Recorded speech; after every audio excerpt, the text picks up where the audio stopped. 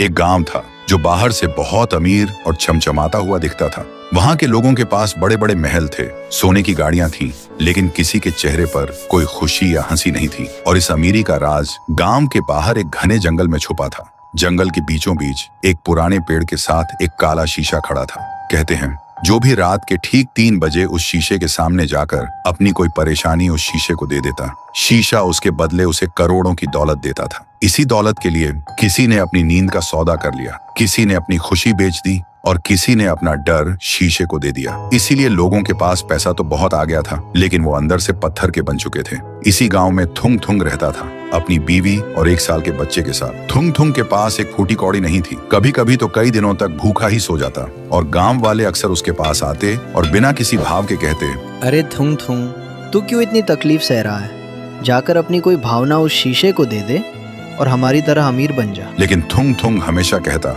मेरी इंसानियत और मेरे जज्बात किसी दौलत से ज्यादा कीमती है। पर कहते हैं ना, गरीबी इंसान को कुछ भी करने पर मजबूर कर देती है। एक दिन थुंग थुंग जब काम से घर लौटा तो उसने देखा उसकी बीवी भूख से हार कर मिट्टी खा रही थी। ये देखते ही थुंग थुंग टूट गया और खुद से ही पूछने लगा, क्या फायदा ऐसी इंसानियत का जब अपना ही परिवार भूखा मर रहा हो। और वो रात के अंधेरे में उस काले शीशे के पास पहुंच ही गया। शीशे के अंदर से एक खौफनाक लाल रोशनी जगमगा रही थी। तभी एक डरावनी आवाज गूंजी, आओ मुझे अपनी कोई सबसे प्यारी भावना दो और बदले में दुनिया की सारी दौलत ले जाओ। थुंग थुंग ने रोते हुए कहा, मेरे पास कुछ नहीं है, बस ये मेरी गरीबी का दर्द और मेरे आंसू है।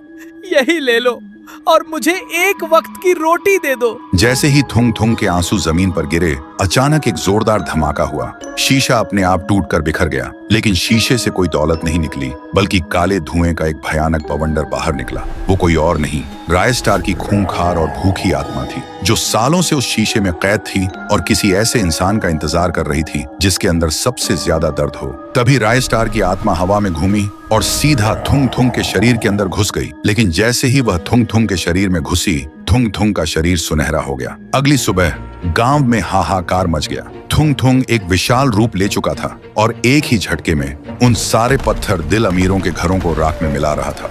तभी वहां एक बाबा आया। बाबा ने अपनी जादुई ढाल आगे करते हुए चिल्लाकर कहा, रुक जाओ रायस्टार, इस बेकसूर थुंग थुंग के शरीर को छोड़ दो।